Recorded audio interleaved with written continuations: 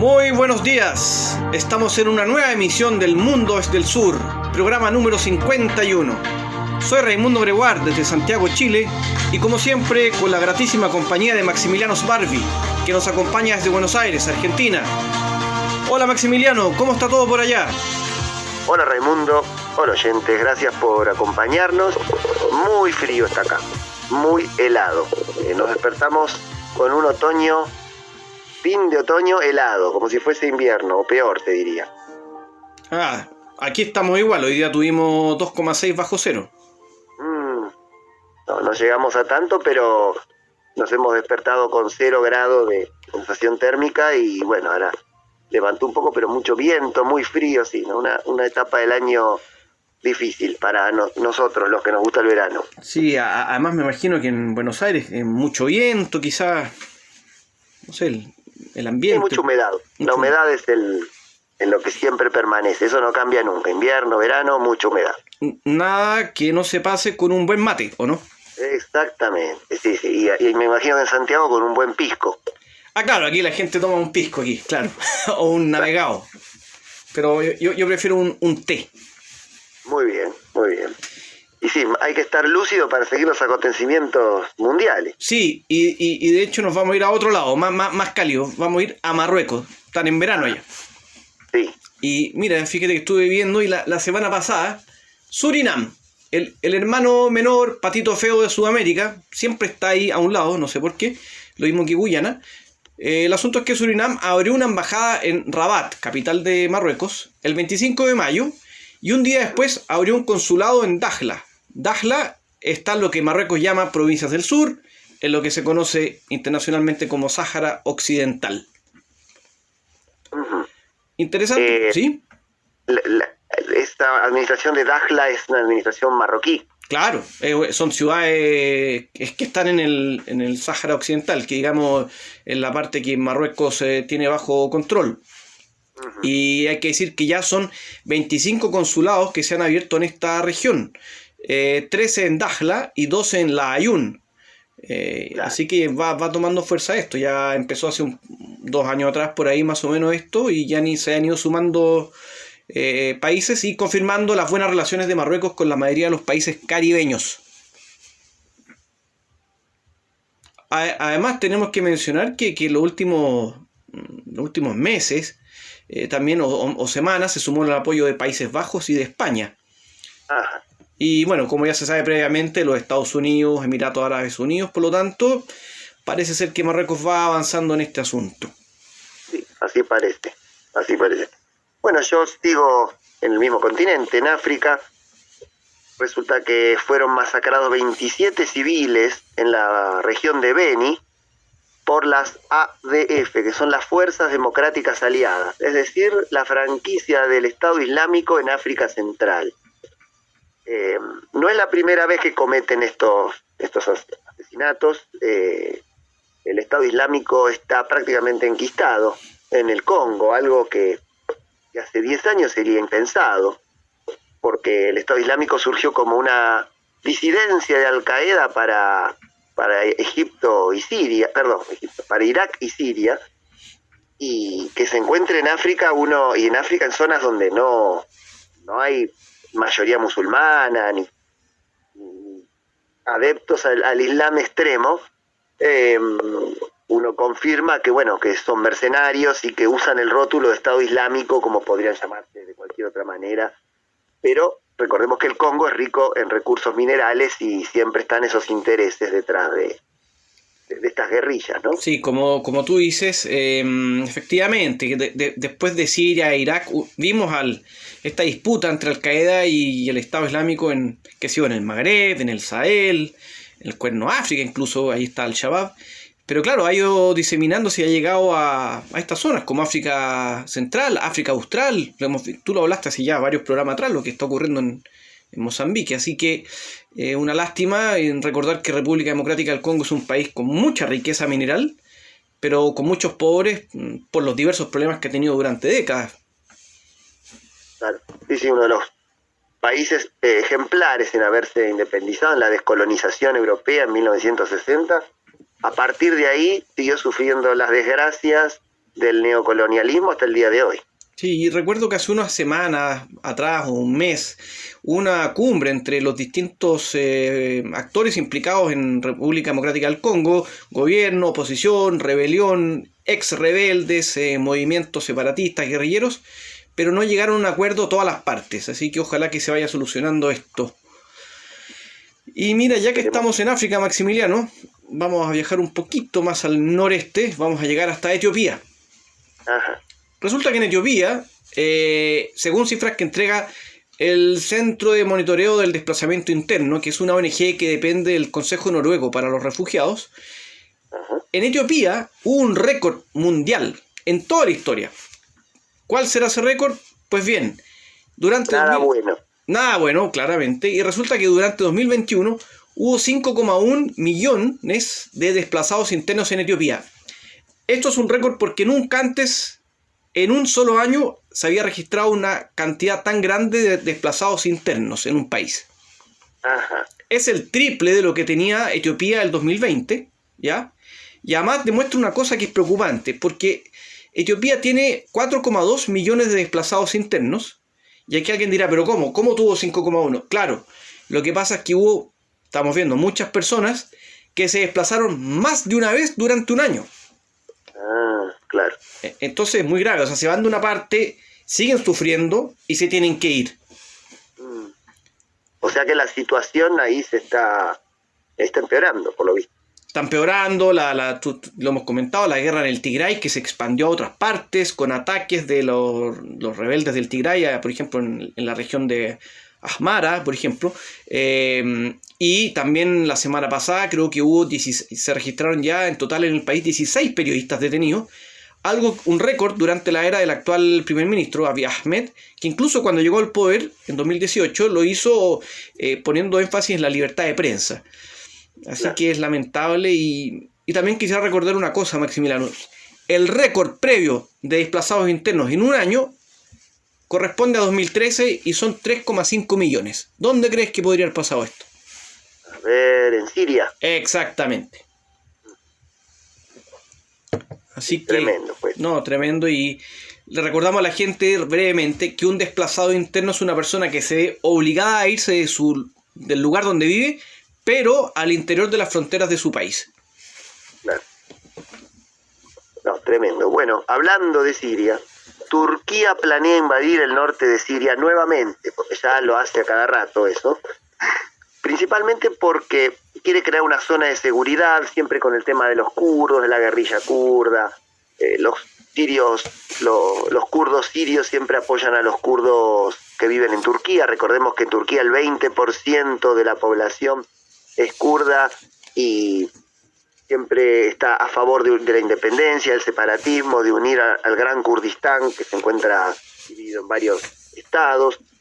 Bueno, resulta que esto tiene otra trama geopolítica porque Erdogan, el presidente de Turquía, no permite, como hemos dicho ya en este programa, que Finlandia y Suecia ingresen en la OTAN.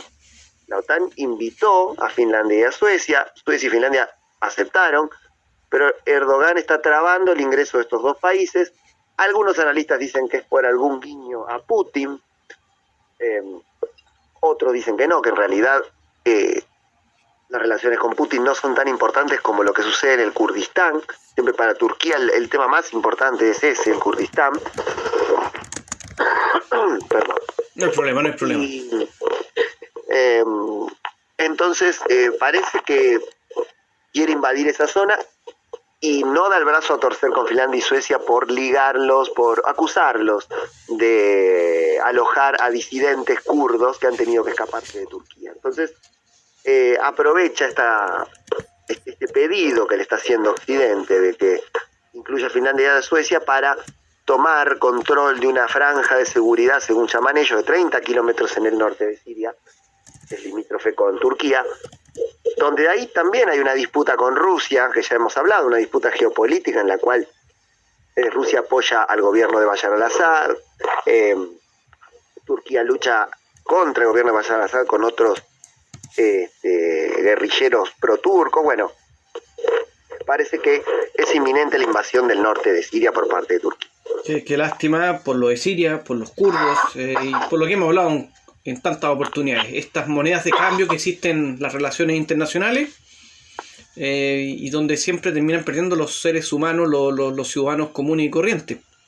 Claro, los civiles siempre son los más afectados. Claro, así que bueno, ojalá no ocurra esto y bueno, no hay mucho más para decir, la verdad. Bueno, si te parece, pasamos a los análisis. Sí, ya con esto estamos terminando el primer bloque de este programa, el número 51, y como decía Maximiliano, nos vamos a ir a una pausa porque volveremos luego con los análisis, los primeros análisis. Bien. ¿Qué tema tenés para analizar hoy? Vamos a hablar del Foro Económico Mundial, conocido por todos como el Foro de Davos. Bien, dale, después de la pausa entonces. Así es, ya volvemos.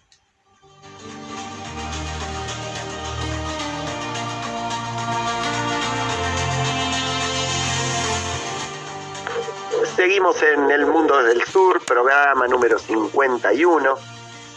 Como nos adelantó Raimundo, nos va a hablar del foro donde se reúnen las personalidades más poderosas, compañías, jefes de Estado, ¿no? En Davos, ahí en Suiza, en el foro. Sí, entre el 22 y 28 de mayo se llevó a cabo este foro que se hace todos los años, que solía hacerse en febrero, pero que el 2021 por el COVID no se llevó a cabo. El lema oficial era trabajando juntos, restaurando la confianza, ¿ya? Y básicamente recordémosle a la gente que este foro es una reunión donde se junta la élite mundial. Es un foro que refleja, que es un gran ejemplo de lo que significa la globalización actualmente. Ahí se reúnen empresarios,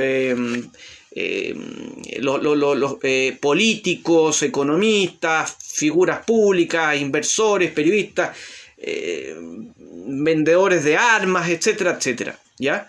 Y en el fondo ellos se reúnen una vez al año para ver qué está pasando en el mundo, qué se puede cambiar y cómo pueden aportar ellos para estas soluciones. Pero todo esto es muy cerrado, es hermético. La gente común no puede ir a este foro, ¿ya? Claro. Ellos informan lo que quieren, las conclusiones finales. Para entrar aquí, ser miembro hay que pagar. O sea, es realmente una elite. Y como dije, hermética, ¿ya? Y finalmente lo que muchos dicen es que es una elite mundial que en plena globalización se reúne para imponer una agenda a los diversos gobiernos del mundo. Claro. Los representantes de los gobiernos, en realidad, digamos, no sé si son los que más poder tienen, sino los que tienen poder es el poder privado, ¿no? El capitalismo privado. Claro. De hecho, mira, voy a mencionar brevemente los temas que se tocaron en la declaración final y después vamos a hablar de lo que tú mencionaste, esto de la elite, del poder oculto. Mira, estuvo el presidente de Ucrania, Zelensky, que me parece que dio el discurso inicial, ¿ya? Por videoconferencia. Claro. Y aquí los principales temas de los cuales se hablaron y que fueron incluidos en la declaración final son la economía en general, Ucrania, el futuro de la globalización, la crisis alimentaria y energética, el medio ambiente y el cambio climático, el rol de los negocios y emprendedores, los asuntos ligados a la salud, el futuro del trabajo y por último las tecnologías y el metaverso, es decir, cómo estas dos van a afectar la vida de las personas. Quería destacarlo el metaverso y las tecnologías, porque hacia allá vamos. Parecía propio de las películas de ciencia ficción o de las novelas o de los libros de ciencia ficción y es probable que en algún año más tengamos una reunión a través de metaverso con avatares, o sea, una cosa bien interesante, para algunos preocupante. Sí. Un capítulo de Black Mirror, parece, de la serie Black Mirror. Claro, ¿no? Volviendo a lo que tú mencionabas, yo quiero destacar acá un libro. El libro se llama El Club de los Elegidos. 2 puntos. Cómo la élite del poder global gobierna el mundo. Este es un libro escrito por David Rothkopf, perdonen mi alemán, ya me imagino que es de origen alemán el apellido, no sé, ¿ya? Y escrito en 2008. Él analiza, entre otras cosas, él analiza el foro de Davos. Ese es el Club de los Elegidos. Ajá. Y voy a poner una cita. Él cita a alguien y voy a repetir esa cita, ¿ya? El mercado en el cual operan las nuevas élites es ahora de alcance internacional. Sus fortunas están ligadas a empresas que operan más allá de las fronteras nacionales. Se preocupan más por el funcionamiento armonioso del sistema en su conjunto que por el funcionamiento de algunas de sus partes. Sus lealtades, si es que el término no resulta anacrónico en este contexto, son internacionales más que regionales, nacionales o locales. Tienen más en común con sus homólogos en Hong Kong o Bruselas que con las masas de norteamericanos todavía no conectadas a la red de comunicaciones globales. Claro. Sí, es coherente con lo que vemos, sí. Sí, acá ellos van a, como se menciona en otras partes del libro también, estos tipos van a fijar sus intereses, disfrazándolo de interés por el mundo, pero finalmente proponen leyes, reglas, comportamientos, agendas que favorecen su juego mundial, ¿no es cierto?, de intereses normalmente empresariales o de tráfico de armas, tráfico de droga, incluso yo creo, y cómo adaptar el mundo para que ellos sigan ganando plata, sigan siendo la elite mundial. Uh-huh. Así que a mí me parece que este foro hay que tomarlo con pinza. Claro. Sí, no es el foro que va a salvar el mundo, sino que su principal objetivo es los intereses propios, individuales. Claro, o sea, acá, ¿no es cierto?, que hay gobiernos que se involucran en guerras, empresarios que contaminan y nos vienen a hablar, por ejemplo, como dijimos antes, del medio ambiente y el cambio climático. Claro. Nos vienen a hablar de la crisis alimentaria y energética, pero me imagino que hay empresas ligadas al petróleo, por ejemplo. Entonces, es muy contradictorio y esto en general no se dice, pero es la verdad. Esto es una elite hermética que se reúne no para pensar en el bien del mundo, no para pensar con altruismo, sino que más bien adornan esto que en el fondo es, como dije antes, es mantener sus privilegios. Claro. Sí, es preocupante, pero este foro ya lleva... ¿Cuántos años tiene ya este foro? Este foro creo que tiene 50 años. Ah. Me parece que en 1972 fue la primera versión. Claro. Así que no sabía que era tan antiguo. Sí, lo dejamos con una reflexión. Estas son nuestras formas de ver esto, pero que la gente quizás no crea todo lo que le cuentan por lado y lado, porque claro, los de otro sector solo dicen cosas malas a este foro, pero tomarlo en cuenta. La primera vez fue en 1971. Ajá, bien.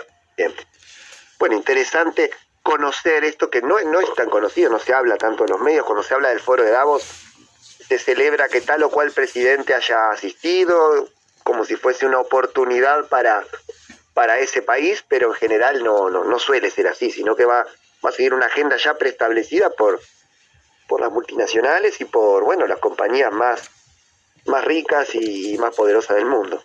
Sí, así que voy a repetir el nombre del libro por si a alguien le interesa. El Club de los Elegidos, cómo la élite del poder global gobierna el mundo, de David Rothkopf. Bien. Bueno, muy interesante el tema, siempre hay que seguirlo mirarlo desde este punto de vista, que no es el usual, cada vez que seguimos las noticias del foro de Davos.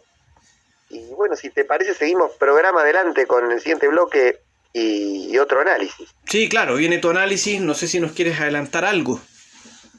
Elecciones en Colombia, lo que dejó y bueno, ¿cuál es el escenario futuro? Esto va a estar muy interesante y muy, bueno, acaba de ocurrir, así que esto está muy caliente. Así que nos vamos a una pausa y a la vuelta estaremos con este tema.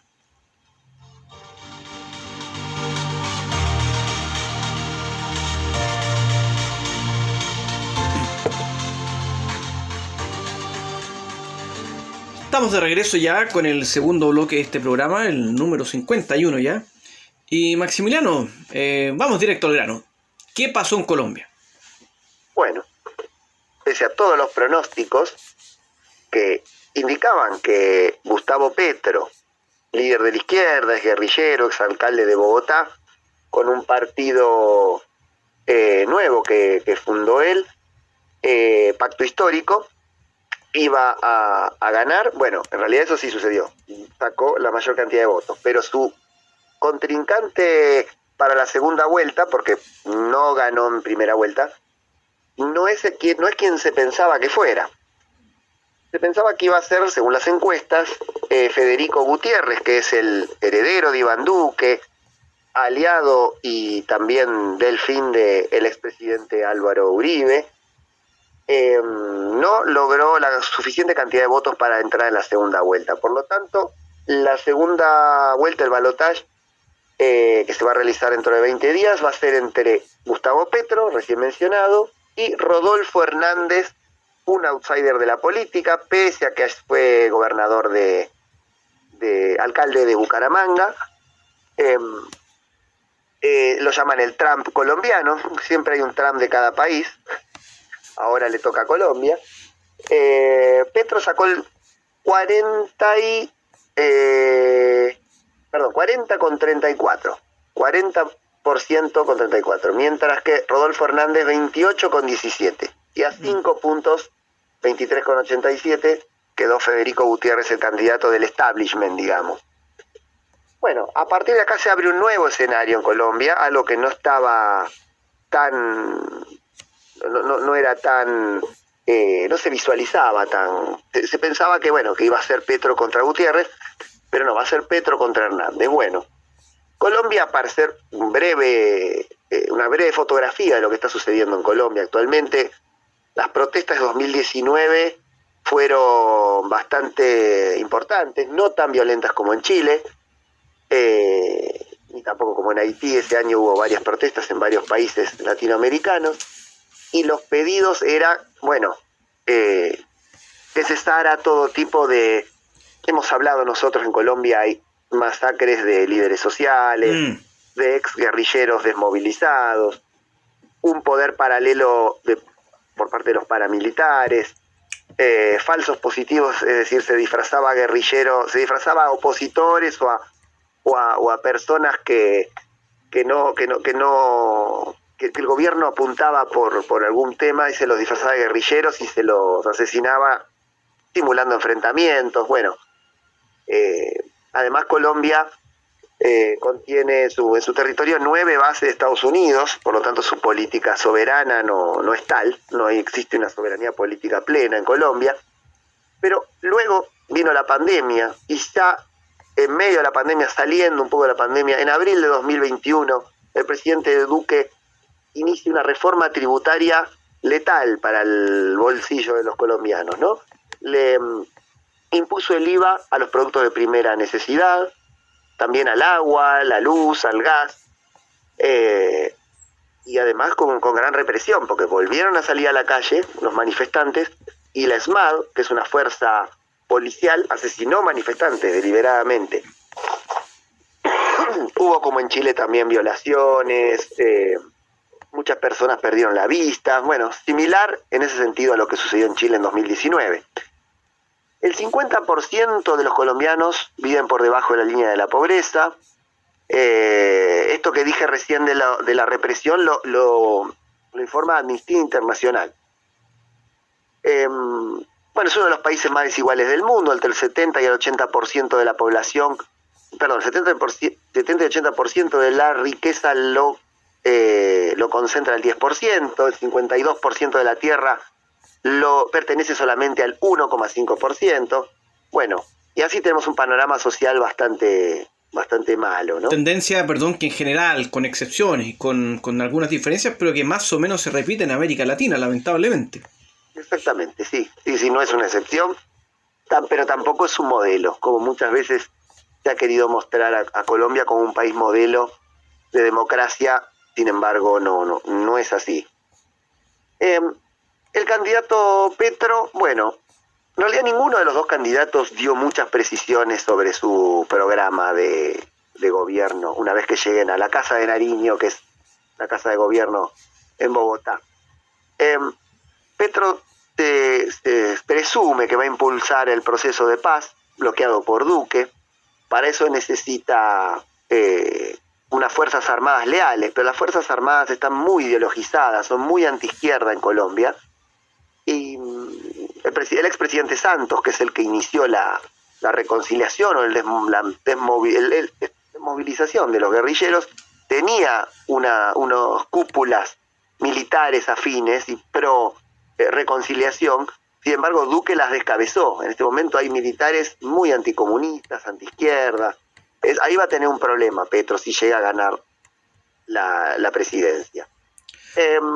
También es pragmático con los empresarios, se acercó a ellos porque cuando están por celebrarse elecciones en general los candidatos suelen moderar sus discursos. Es lo que vamos a ver en la segunda vuelta, lo vimos en Chile.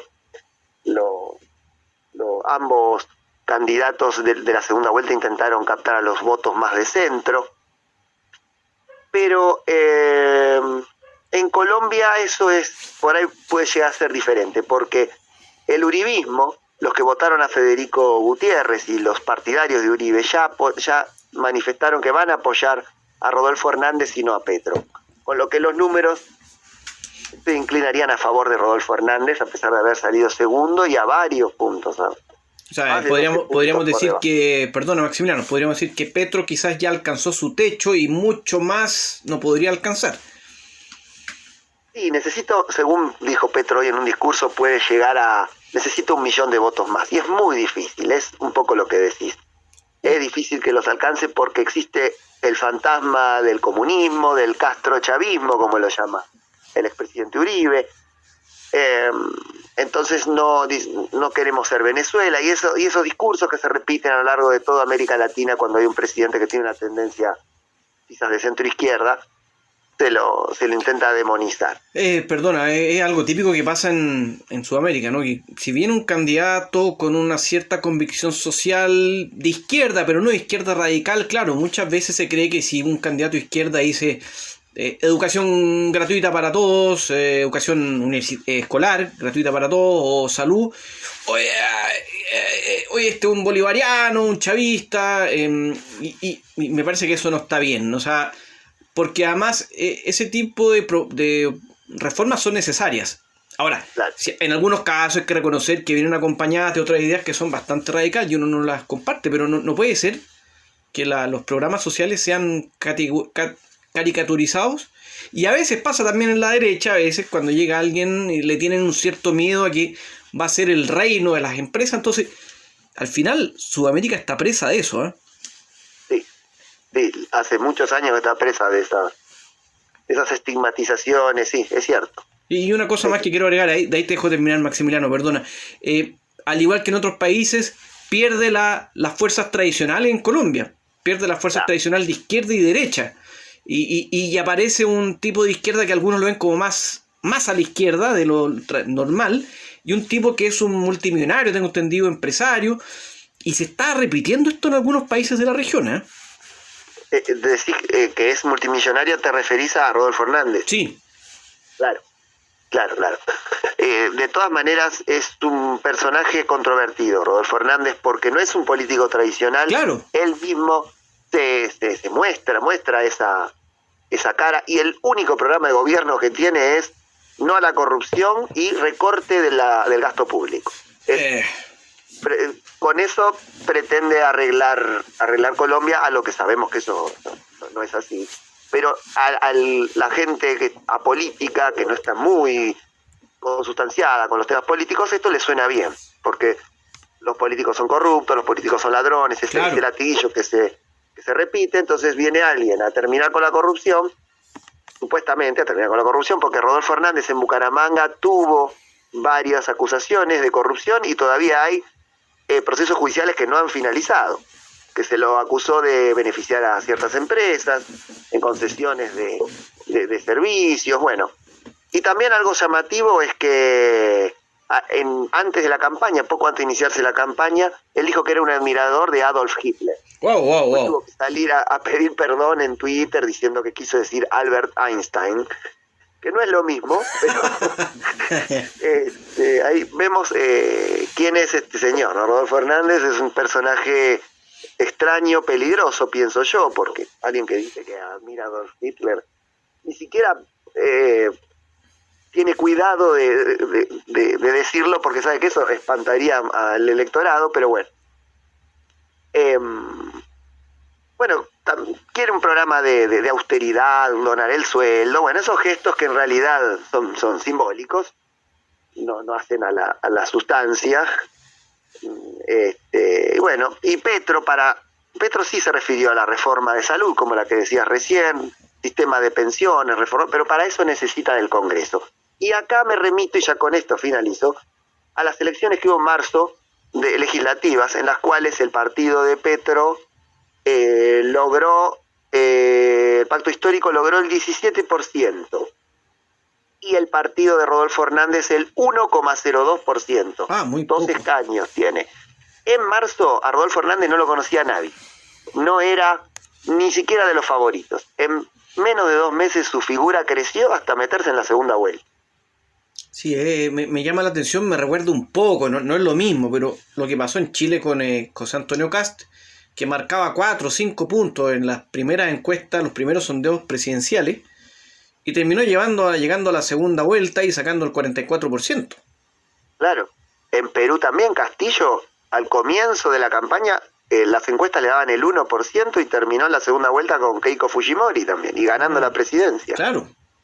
Sí. Y hay un descontento general, creo yo, con los partidos tradicionales. Lo vimos incluso muy lejos de Sudamérica, en Francia. Un desplome brutal del Partido Socialista, sacó menos del 2% su candidata. Y también el desplome de la derecha tradicional, los dos principales partidos que gobernaron Francia hace muchas décadas, fueron borrados. Y en varios países de Sudamérica está pasando lo mismo. Sí, exactamente. Por eso aprovechan estas fuerzas de extremistas de ultraderecha para colarse en el discurso de la antipolítica, porque Petro no tiene un discurso antipolítica. Él desde 1990, que se desmovilizó, dejó las armas y además de haber sido alcalde, senador, está en la política hace más de 30 años, por lo tanto no tiene un discurso antipolítica. Pero bueno, veremos qué sucede.